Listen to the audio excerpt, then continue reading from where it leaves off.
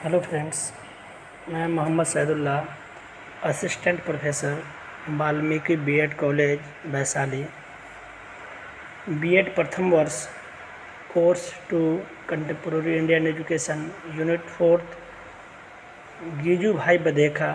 इसके बारे में हम लोग पढ़ेंगे। गीजू भाई बधेका का जीवन परिचय, उनका शिक्षा में क्या योगदान था, उनका शैक्षिक दर्शन क्या था, शिक्षा को किस व्यू से देखते थे, इसके बारे में आज हम लोग जानेंगे।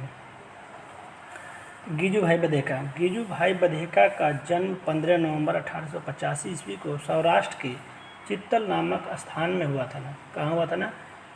सौराष्ट्र के चित्तल नामक स्थान में 15 नवंबर 1885 ईस्वी को। उनका असली नाम गिरिजा शंकर बधेका था, लेकिन वह गीजू के नाम से प्रसिद्ध हुए। बच्चों के शिक्षा के क्षेत्र में उनके योगदान के कारण लोगों ने उन्हें मूछाई माँ अर्थात मूछ वाली माँ कहते थे। छोटे बच्चों की शिक्षा में नई दिशा देने में उनका आध्यात्मिक योगदान रहा है। उन्होंने अपने संस्थान में हरिजनों को परिवेश दिया और बाहरी सत्याग्रह के समय लोगों की सहायता के लिए बच्चों को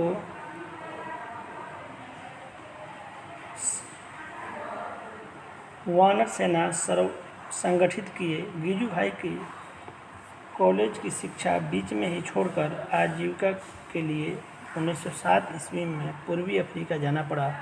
वहां से वापस आने पर उन्होंने कानून की शिक्षा पूरा की और वकालत करने लगे। गीजू भाई की शिक्षण विधियाँ।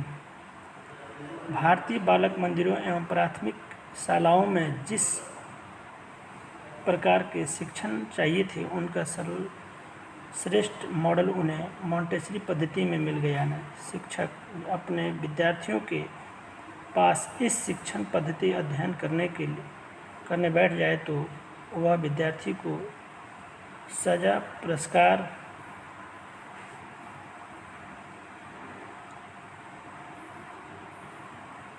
फेल पास, अंक, रटत विद्या से मुक्त करेगा न। गीजू भाई ने स्कूल के तत्कालीन रूप को उसकी जड़ता और गतिहीनता से मुक्त किया। प्राथमिक शिक्षा में आनंद की नई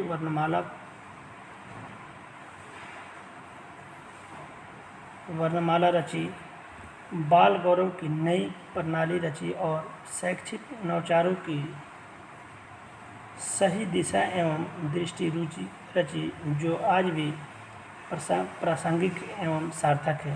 गीजू भाई बधेका अर्थात भारतीय शिक्षा के समर्पित एक ऐसा नाम जिसने अपने काम से अपने संकल्प को सार्थक किया। गीजू भाई बधेका महान शिक्षा शास्त्री थे। उनका पूरा नाम गिरिजा शंकर भगवान जी बधेका था। उन्होंने अपने प्रयोगों और अनुभवों के आधार पर उन्होंने निश्चित किया था कि बच्चों के सही विकास के लिए उन्हें देश का उत्तम नागरिक बनाने के लिए किस प्रकार की शिक्षा देनी चाहिए। गीजू भाई प्रत्येक बच्चे की स्वाभाविक अच्छाई में गहरा विश्वास करते थे। इसका श्रेय रूसो के प्रभाव को जाता है।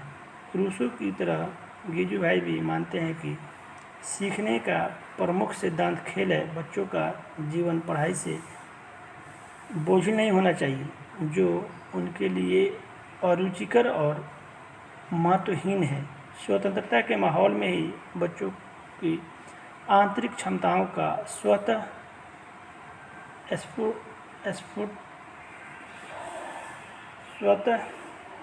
विकास संभव हो सकता है। उनको लगता था कि बच्चों को कभी दंडित नहीं किया जाना चाहिए। भारतीय शिक्षा आयोग 1964-66 यह कहता है कि भारत का भविष्य उसकी शालाओं की कक्षाओं में आकार ले रहा है। तो हमें यह सोचना चाहिए कि वह भविष्य क्या है, कौन है और कक्षाओं में कैसे आकार ले रहा है। वर्तमान में देश के स्कूलों की जो हालात है उसको देखकर गिजू भाई की आत्मा खुश तो नहीं होगी। सवाल है कि उनके सपने को कैसे पूरा किया जाए। उन्होंने अपने जीवन में बच्चों के लिए जो किया वह अभूतपूर्व था। गांधी जी ने उनसे खुद कहा, देखो, मैं तो बच्चों के साथ इतना काम नहीं कर पाया जितना तुमने किया। शिक्षा में गुणवत्ता होनी चाहिए। यह बात आज बार बार दोहराई जा रही है। गुणवत्तापूर्ण शिक्षा का महत्व मतलब ऐसी शिक्षा है जो हर बच्चे के काम आए। इसके साथ ही हर बच्चे की क्षमताओं के संपूर्ण विकास में समान रूप से उपयोगी हो, बेहतर हो। शिक्षा हर बच्चों की वैयक्तिक भिन्नता का ध्यान रखती है। यह हर बच्चे को विभिन्न गतिविधियों, खेल और प्रोजेक्ट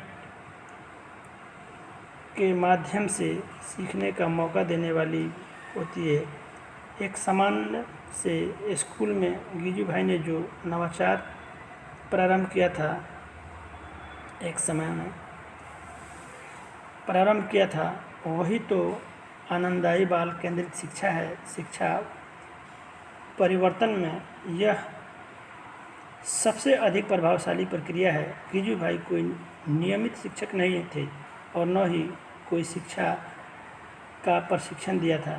गिजू भाई पेशे से तो वकील थे। गांधी जी की तरह जाकर दक्षिण अफ्रीका में रहे और वहाँ से वापस आने के बाद मुंबई के हाई कोर्ट में वकालत करने लगे।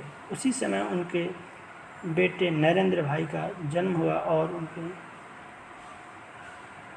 लालन पालन के लिए वह शिक्षा साहित्य का अध्ययन करने लगे।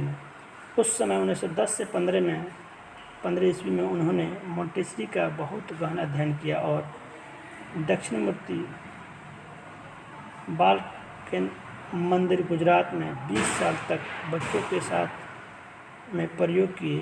शिक्षक नहीं होते हुए भी उन्होंने अपने प्रयोगों से सभी को चकित किया और शिक्षण एवं शिक्षक दोनों को एक नई पहचान दी। ब्रिटिश भारत में शिक्षा का स्वदेशी और पारंपरिक मॉडल लगभग लुप्त हो चुका था। अंग्रेजी प्रणाली के स्कूल जगह जगह कायम हो गए थे और शिक्षक सरकारी नौकरी के रूप में स्कूलों में शिक्षण कार्य करते थे। बहुत अधिक अंतर नहीं था उस समय के उन स्कूलों में जहां गिजू भाई ने अपने प्रयोगों और नवाचार किए थे और आज के उन स्कूलों में जो आज भी वैसे ही हैं जैसे गिजू भाई के ज़माने के स्कूल थे। गिजू भाई के समय स्कूल का कोई ऐसा मॉडल या आदर्श नहीं था जिसे वे अपना लेते। गिजू भाई के समक्ष था एक छोटे से कस्बे का वह सरकारी स्कूल जिसका भवन न भविष्य था न आकर्षण, बच्चों के न भव्य था न आकर्षक, बच्चों के आनंद किलकारी से गुजरते। जगह जगह जिस स्कूल में गिजू भाई ने मास्टर लक्ष्मी शंकर के रूप में एक प्रयोगी शिक्षक की परिकल्पना की थी, वह स्कूल उदासी की छाया से ग्रस्त था।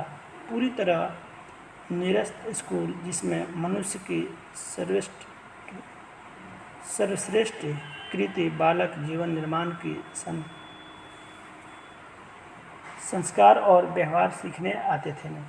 गिजू भाई ने स्कूल के तत्कालीन रूप को उसकी जड़ता और गतिहीनता से मुक्त किया।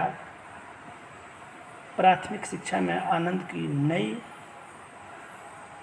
वर्णमाला रची, बाल गौरव की नई प्रणाली रची और शैक्षिक नवाचार की वह दिशा एवं दृष्टि रची जो आज भी प्रासंगिक एवं सार्थक है। एक व्यक्ति जो शिक्षक नहीं था उसने स्वतंत्र किया था स्कूल की जड़ता और गतिहीनता से उन्हें मुक्त किया और बच्चों को स्कूल के भव्य से गिजू भाई से पहले ऐसे कोई सोचा ही भी नहीं था। गिजू भाई ने केवल बाल देवता थे। गांधी जी और गिजू भाई दोनों वकील थे, मगर एक ने राष्ट्र की स्वतंत्रता की वकालत की और दूसरे ने शिक्षा की वकालत की। गिजू भाई के लंबे लंबे मूछें थी। गांधी जी ने उनका मूछ वाली माँ की उपाधि दी थी, क्योंकि बच्चों के उनके प्रति माँ जैसी प्रेम, सहानुभूति था, ममता थी। गिजू भाई बधेका की पुस्तक दिवस व्यापन को शैक्षिक प्रयोगों की एक कालकाजी पुस्तक है, जिसमें प्राथमिक शिक्षा के क्षेत्र में उनके द्वारा किए गए प्रयोगों का संकलन है। इस किताब में शिक्षा के क्षेत्र से जुड़े कई लोगों को प्रेरित किया है। गिजू भाई बधेका 20वीं शताब्दी के पहले दशक में शिक्षा क्षेत्र में जो प्रयोग किए, गुणवत्तापूर्ण शिक्षा हेतु हमें आज भी उसी दिशा में चलते रहना होगा ना। गिजू भाई चाहते थे कि शिक्षा बाल केंद्रित होने की आवश्यकता है। बदलते समय में हमारे भी लक्ष्य वही हैं जो गिजू भाई के थे। दिवस व्यापन यानी दिन में सपने देखना बहुत कठिन काम होता है। उन्होंने दिन में सपने देखने की कोशिश की और एक असंभव वाले काम को संभव बनाया। गिजू भाई बधेका ने बच्चों को केंद्र में रखा। बच्चों को आनंद आता है या नहीं आता है, उनके लिए यही मुख्य बात थी। बच्चों के आनंद के लिए उन्होंने कई प्रयोग किए। वे हारे नहीं और प्रयोग करते रहे।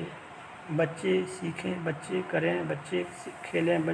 गिजू भाई का बच्चों के प्रति इतना लगाव था कि वह बच्चों को देवता मानते थे।